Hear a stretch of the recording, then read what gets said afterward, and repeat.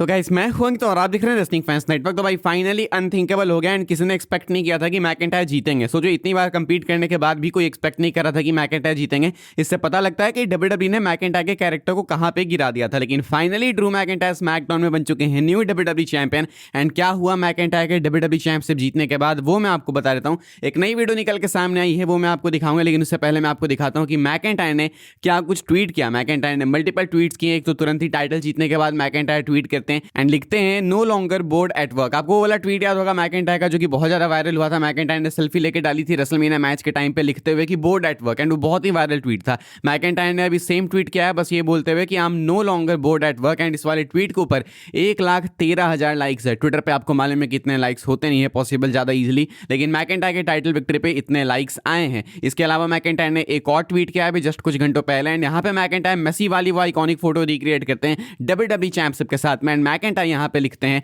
I prayed for this and it happened. McIntyre की वो वाली आइकॉनिक लाइन आपको याद होगी, I prayed for this and it happened. जब सीएम पंक इंजर हुए थे तो मैकेंटायर ने बोली थी। एंड अभी सेम लाइन यहाँ पे मैकेंटायर ने लिखी है, लेकिन इस बार डब्ल्यूडब्ल्यू टाइटल जीतने के बाद एक नई वीडियो निकल के सामने आई है जो कि हमने शो में तो नहीं देखी क्योंकि डब्ल्यूडब्ल्यू ने शो ऑफ एयर कर दिया था। लेकिन फैन फुटेज आप देख सकते हो मैकेंटायर के टाइटल जीतने के बाद मस्त सेलिब्रेट करें। इनफैक्ट पायरोस वगैरह भी फटे एंड क्राउड उनके लिए उनके नेम को चैंट कर रही है। ड्रू ड्रू के चैंट्स लग रहे हैं। मैं वीडियो यहाँ पे प्ले कर दूंगा, आप ऑडियो के साथ में सुन सकते हो कि क्राउड कितनी वाइल्ड जारी है ड्रू मैकेंटायर के लिए।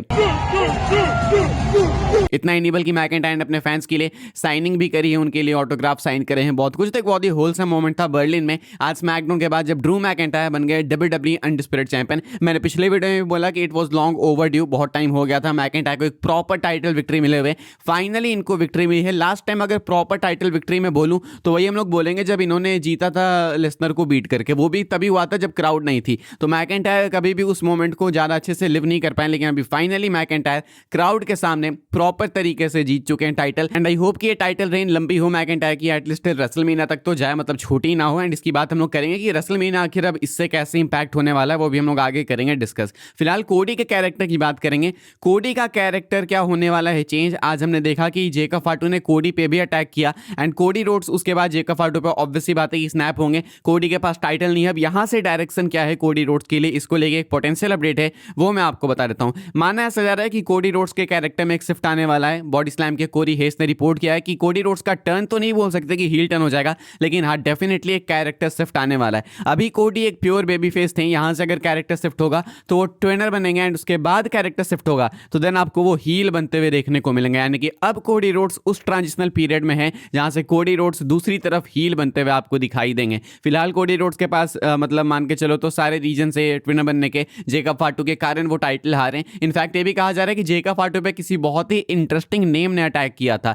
ड्रू मैकेंटायर नहीं है क्या वो नेम, पॉसिबली नहीं, लेकिन अगर ड्रू नहीं है तो जेकब फाटू ने ड्रू पे अटैक क्यों किया? क्या शक के लिए इन्होंने अटैक कर दिया ड्रू पे? इनको लगा कि शायद ड्रू नहीं करा था इसीलिए इन्होंने ड्रू पे अटैक कर दिया। लेकिन रियल में कौन है अटैकर वो पता नहीं है हमें। शायद वो रैंडी ऑर्टन हो सकते हैं या नहीं तो हो सकते हैं कोडी रोड्स। मुझे लगता है कोडी के चांसेस ज्यादा, लेकिन अगर कोडी ने अटैक किया होगा तो देन तो वो ऑटोमेटिकली हील साबित होंगे। लेकिन वो बात की बात है, मुझे पता चलेगा कुछ आने वाले हफ्तों में। अभी वो बात की बात है, जब पता चलेगा तो मैं आपको बता दूंगा, रिपोर्ट वगैरह आएगी तो। लेकिन फिलहाल के अकॉर्डिंग यही मैं आपको अपडेट बता सकता हूँ कि हील टर्न तो नहीं होने वाला है अभी।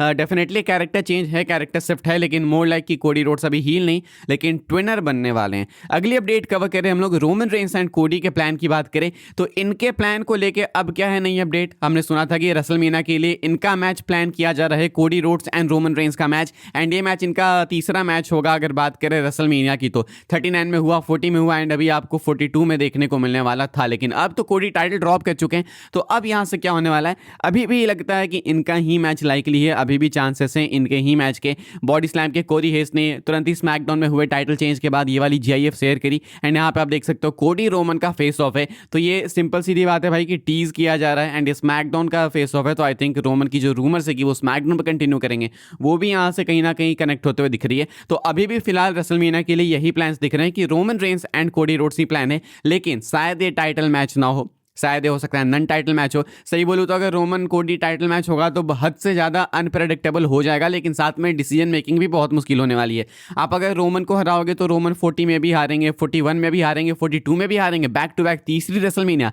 एंड अगर आप कोडी को हरा दोगे टाइटल के लिए, रोमन वापस से चैंपियन बन जाएंगे, तो रेसलमेनिया 40 का जो होल पॉइंट था वही खत्म हो जाएगा, वापस से रोमन से टाइटल लूज कर जाएंगे अगर कोडी तो इसलिए अगर टाइटल आता है इस पूरे इक्वेशन में बीच में तो बहुत ही कंफ्यूजन आ जाती है कि अब क्या किया जाए। लेकिन अगर टाइटल नहीं है तो ये चीज़ें थोड़ी सी बेटर होती है, थोड़ी ईजी होती है डब्ल्यूडब्ल्यू के क्रिएटिव टीम के लिए, उनके लिए डिसीजन मेकिंग थोड़ा सा ज़्यादा ईजी हो जाता है। तो अभी तो कुछ कंफर्म नहीं है, लेकिन फिलहाल देख के लगता है कि डब्ल्यूडब्ल्यू इसी प्लान के साथ में जाने वाले हैं। बस अंतर यह है कि शायद ये टाइटल मैच ना होके अब एक नन टाइटल मैच हो सकता है। लेकिन अगर अब बात करें कि प्रॉपर यहाँ से रेसलमेनिया का सीनेरियो क्या हो सकता है, तो मैकेंटायर के टाइटल जीतने के बाद सब कुछ ही बदल गया, मतलब A to Z। McIntyre champion बन चुके हैं, तो अब समझ में नहीं आ रहा है कि अब क्या होगा आगे, क्योंकि अगर मैकेंटायर चैंपियनशिप नहीं जीतते तो रैंडी ऑर्टन कोडी रोड्स का मैच हो सकता था, कोडी रोड्स रोमन का टाइटल मैच हो सकता था, बहुत से अलग अलग मैचेस थे जो कि किए जा सकते थे। लेकिन मैकेंटायर के टाइटल जीतने के बाद अब सब कुछ बदलता हुआ दिख रहा है, लैंडस्केप ही चेंज हो चुका है। काफी सारी टाइमलाइन छेड़ दी है मैकेंटायर ने इस टाइटल विक्ट्री के साथ में। तो पहले क्लियर कर दूं, मुझे लगता है कि मैकेंटायर रेसलमेनिया तक चैंपियन रहेंगे।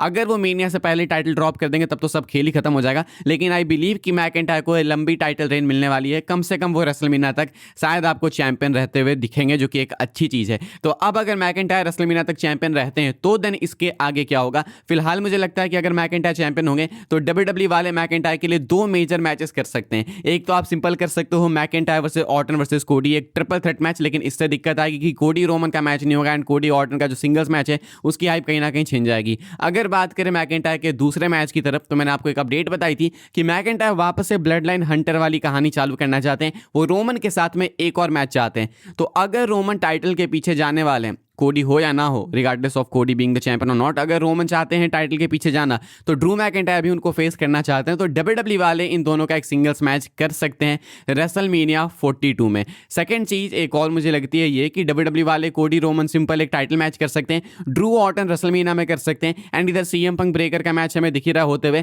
एंड उधर लेसनर गुंथर का, नहीं तो लेसनर ओबा फैमी का भी मैच किया जा सकता है। तो मेनली अगर बात करें कि मैकेंटायर के टाइटल जीतने के बाद अगर कुछ अफेक्ट होता है तो वो है कि रोमन का मेनिया प्लान बिल्कुल बदलते हुए दिखता है, कोडी का भी एंड ऑर्टन का भी। अगर मैकेंटायर चैंपियन नहीं बनते तो शायद ये चीजें इतनी टफ नहीं होती। अच्छा, जेकब फाटू को भी इक्वेशन से बाहर नहीं निकालना चाहूंगा मैं, पॉसिबली जेकब फाटू भी आपको मेनिया में किसी मेजर मैच में इन्वॉल्व होते हुए देखने को मिल सकते हैं, स्पेशली क्योंकि उन्होंने अभी Cody Rhodes and Drew McIntyre दोनों पे ही अटैक किया है। तो अगर मुझे कुछ पिक करना है तो मैं पिक करूंगा Roman Cody non title match, Drew McIntyre Randy Orton का सिंगल्स मैच। एक अच्छा मैच होगा, इनकी फ्यूड आपको याद है पेंडेमिक के टाइम पे चली थी, बहुत ही एपिक थी। एक अच्छा मैच हो सकता है इनके बीच में, लेसनर ओबा फैमी एंड लेसनर गुंथर दोनों से मैं अग्रीड हूं, दोनों चलेगा मेरे को, एंड सीएम पंक ब्रेकर का भी मैच चल जाएगा।